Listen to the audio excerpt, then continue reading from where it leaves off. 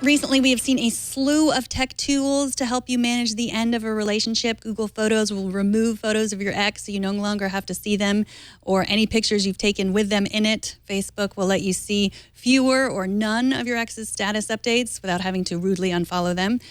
I guess it was just a matter of time before someone made a business out of helping rid someone else from their digital lives completely. Selena Larson from the Daily Dot talked to Caroline Cinders. She is one such expert. Welcome, Selena. Hi, thanks so much for having me, Megan. So when I first read your headline, I thought, well, that figures. But this social media breakup coordinator, it's not exactly what it seems to be. Is it a real thing or is it an art project? It's actually both. So it started out a bit like an art project where she was placed in baby castles, and which is a collective in New York City. But she's also offering her services for anyone who would be interested in them for real. So she actually hosted office hours and had everyone fill out a quiz that was kind of like, what's your social media use now? Who are the people that you're trying to avoid? And how do you want to change how you use social media? So I actually took the quiz and wanted to find out a little bit more about this. I didn't have an ex in particular that I wanted to get rid of, but I definitely wanted to try it out. And I think for people who are actually really struggling with ridding people from their lives, whether that be a coworker or an ex-boyfriend or girlfriend or just an ex-friend or family member, she can actually really help. So the Breakup Shop that you talk about is a service that will break up for you, not just rid them of your digital life, but really do the breaking up. That's real, right? Yes, so that's actually real. It's it's a real thing that exists, and they will like call the person that you're trying to break up with and be like, oh, hey, so and so said that they don't want to be with you anymore, and kind of talk you through it. And I think it's a little bit. I'm not clear exactly on whether it's better or worse than just ghosting someone and like not talking to them and just like avoiding the whole situation altogether.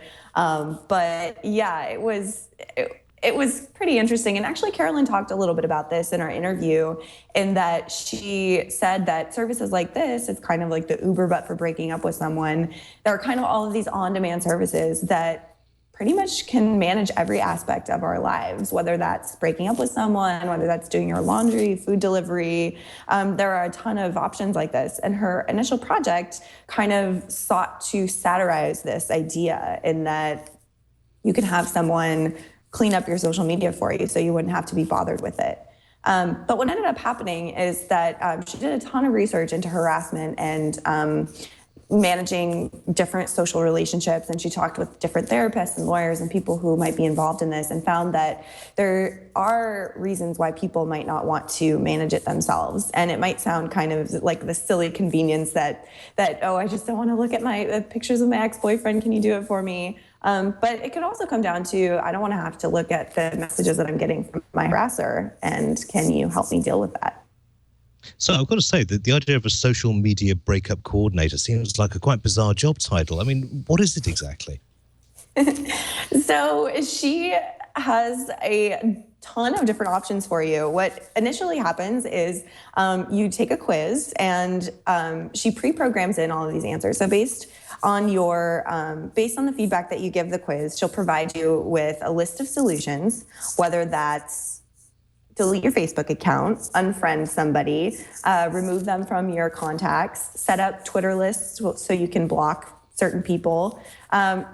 Basically a bunch of solutions to help you manage your privacy and information a little bit better online that you might either not be aware of or don't necessarily have the emotional capacity to handle yourself. So she provides these solutions basically on these prescriptions that she was handing out to all of her clients that came to get a consult. And if somebody doesn't want to necessarily handle this themselves, she offers her own services to do so. For instance, she gave me an example of someone wanting to rid their ex of basically the information from all of their social media services, and including their contact list. But what she does is she keeps that information because you never know if you might want it back. So all of these services that she provides are actually completely reversible if somebody decides that, oh, wait, I actually do want that person back in my life. Can I get these photos back that we deleted from my Facebook, or can I get that phone number or email that I wanted to delete from my address book? So it's kind of like a digital cleansing service where she provides solutions to your problems. Like if you're trying to avoid somebody or want to block them, or basically clean up your Twitter profile a little bit, she says, this is how you can do it. Or if you'd rather, I can do it for you. It reminds me of that movie, Eternal Sunshine of the Spotless Mind. I don't know if you saw that, but yeah, that doesn't make a good case for trying to use technology to get rid of your memories. But so you went and you filled out the form, and you said that you don't have an ex that you're trying to rid your life of, but your goal was to make your social media life less personal, which is interesting. I follow you on Twitter.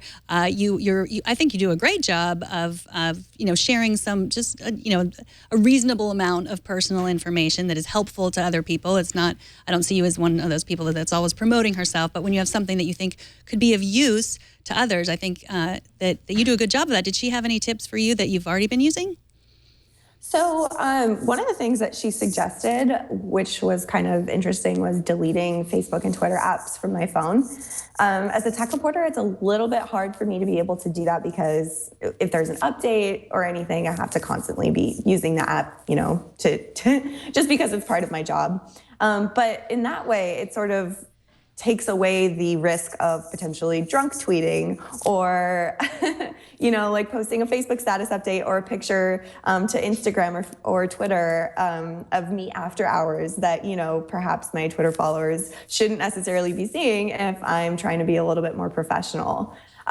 She also said that perhaps like changing my bio to reflect that I'm like a reporter, and these are the topics that I cover, and things like that were kind of some of her suggestions. So I took I was a little bit curious as to what her thoughts were, and obviously after we spoke, I went back and took a look at my feeds and considered actually deleting Facebook and Twitter, but what I ended up doing was just disabling notifications. So I get much less distracted on mobile, but I can still use the apps.